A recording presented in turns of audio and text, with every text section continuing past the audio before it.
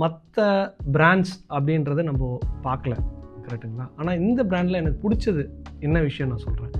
ஆக்சுவலாக daily morning வந்து பார்த்திங்கன்னா இந்த குரூப்பில் இந்த கொஸ்டின்ஸ் பண்ணுறது, நம்ம என்னெல்லாம் கேட்கணும்னு நம்ம நினைக்கிறோமோ இந்த ஆப்ரேஷன்ஸ் வந்து கரெக்டாக அவங்க பண்ணிகிட்டே இருப்பாங்க. ஸோ இதுதான் நம்மளுக்கு என்ன பண்ணுதுன்னா, இந்த பிராண்ட் இன்னும் பெட்டராக நம்மளுக்கு ஃபீல் பண்ண வைக்கிது, கரெக்டுங்களா?